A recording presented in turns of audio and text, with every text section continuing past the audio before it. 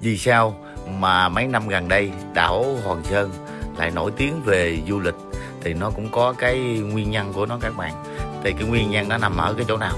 Thì hôm nay mình xin chia sẻ video để cho tất cả các cô chú anh chị và các bạn nắm được những cái thông tin vì sao đảo Hòn Sơn khoảng 4 năm trở lại đây thì cái lượng khách đến tham quan rất là đông.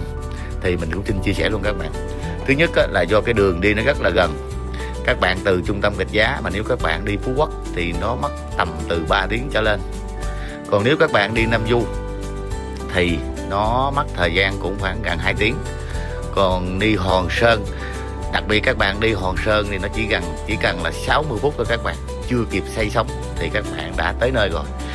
Mà hình ảnh về những cái vẽ tham quan, những cái đặc điểm cảnh quan của Hòn Sơn rất là còn hoang sơ luôn. Mà chính là những cái người mà yêu thích hoang sơ thì người ta chọn địa điểm du lịch Hòn Sơn là nhiều nhất. Đó là những cái mình xin chia sẻ. Cái thứ hai nữa là hải sản. Hiện tại thì hải sản trên đảo Hòn Sơn rất là đa dạng luôn các bạn. Hải sản toàn là tươi sống không. Mà giá thì nếu mà so ra thì giá rất là bình dân luôn.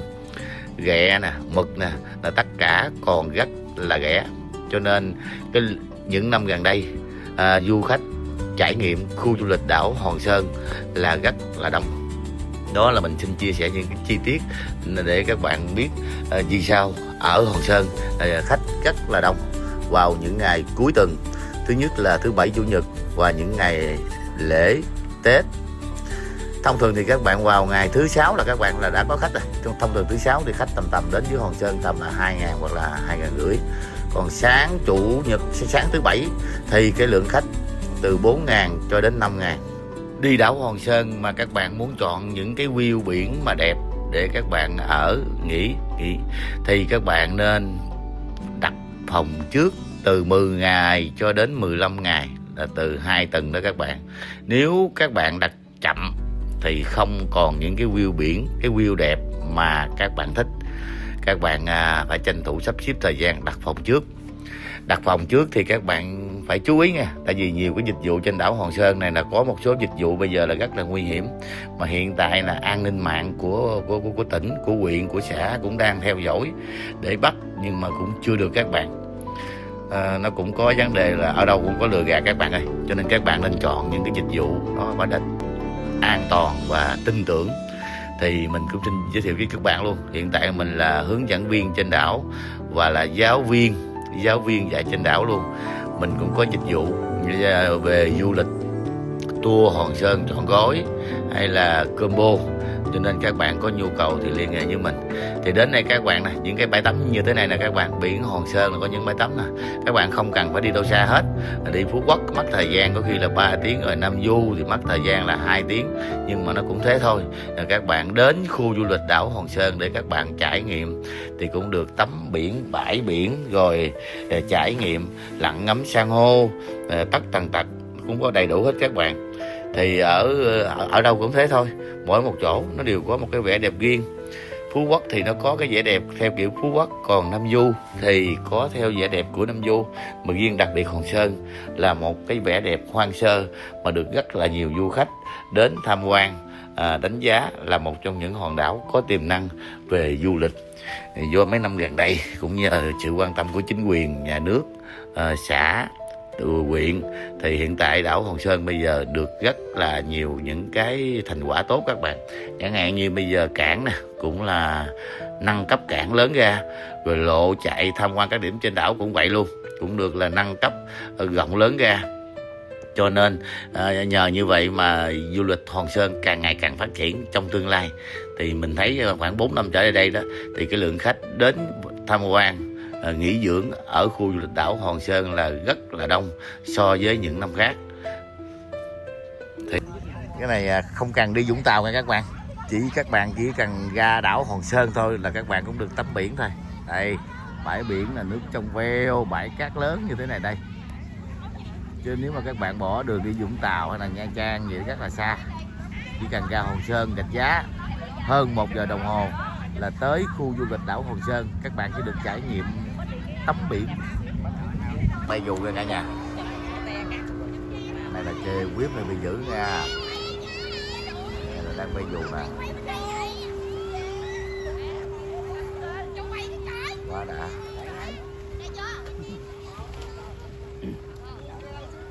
Quá dữ luôn.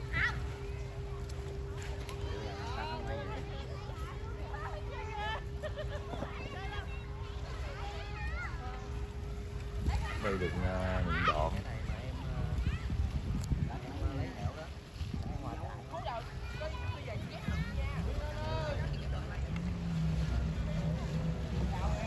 Chơi là trò chơi mạo hiểm này. Đây là cái nước Đà Nẵng nè.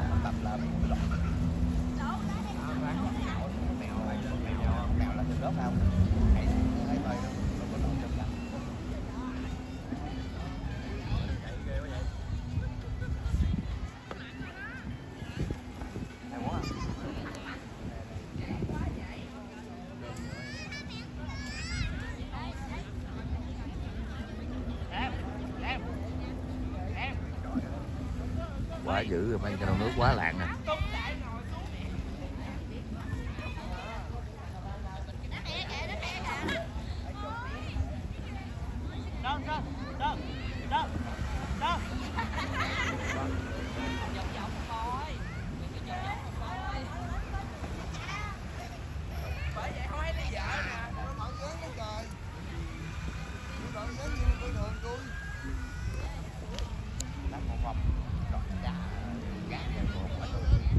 Lơ lửng trên không trung.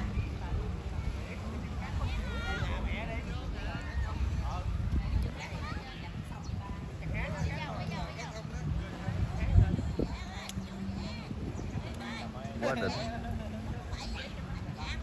Đây là một cái sân chơi lớn ở khu du lịch Bãi Bàng, đảo Hòn Sơn này.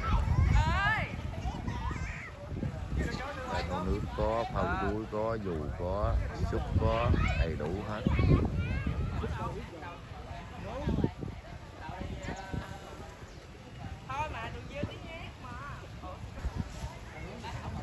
Rồi bắt đầu hạ cánh thôi. Quận nó gì đâu khoảng 7 phút, 5 phút 7 phút. Như là tới 1,5 triệu, như là 1 triệu hay là 1,5 triệu. Mình cũng chưa từng chơi. Quá mạo hiểm ha. Có hai anh này coi. Ôi người nước ngoài ơi. Hai anh này người nước ngoài. Anh này người nước ngoài nha các bạn. Một nam một nữ. Ồ rồi đáp xuống xong. Có cano lại hỗ trợ thu dùng.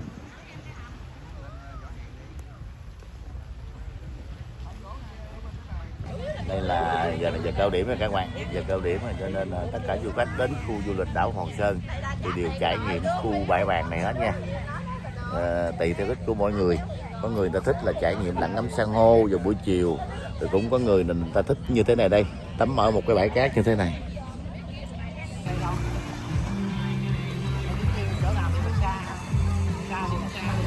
Khu du lịch Bãi Bàng, đây là trung tâm Bãi Bàng đó em. Rất là nhiều luôn.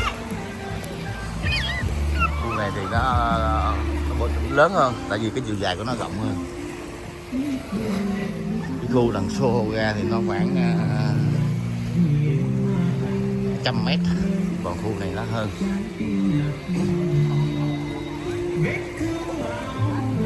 Các bạn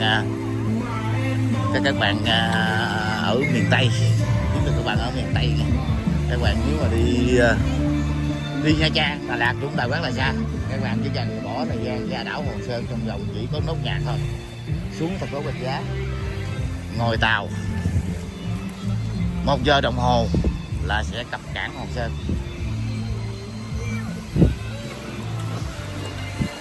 Nhưng mà mình nói như các bạn, như biển Việt Nam và biển nước ngoài, nhất là các nước trên thế giới đó, nước nào nó cũng có biển, nhưng mà riêng biển Việt Nam thì nó cũng có cái vẻ đẹp của biển Việt Nam nha. Tất cả là nó hoang sơ, nó không có gọi cái gì gọi là nhân tạo. Còn mà đối với một số nước trên thế giới bây giờ người ta cũng mua cát Rồi người ta tạo ra một cái bãi biển. Còn đối với Hòn Sơn, đó là biển thiên nhiên. Thôi được rồi. Quá lý tưởng.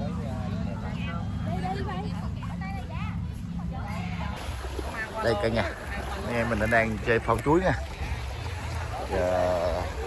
Chạy súp, chạy cá đậu nước.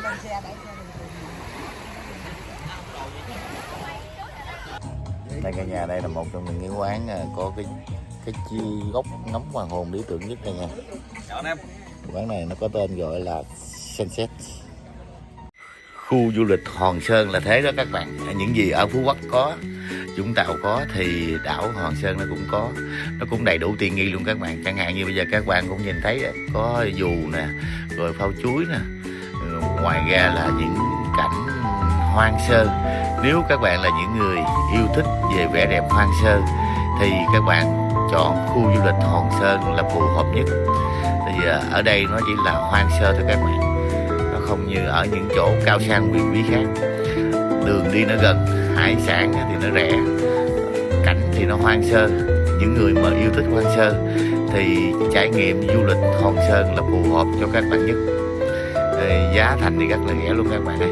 Nó so với Phú Quốc là nó một trời một vực. Nếu các bạn đi Phú Quốc, các bạn cầm 10 triệu thì các bạn có thể đi được khoảng 1 ngày và 2 đêm.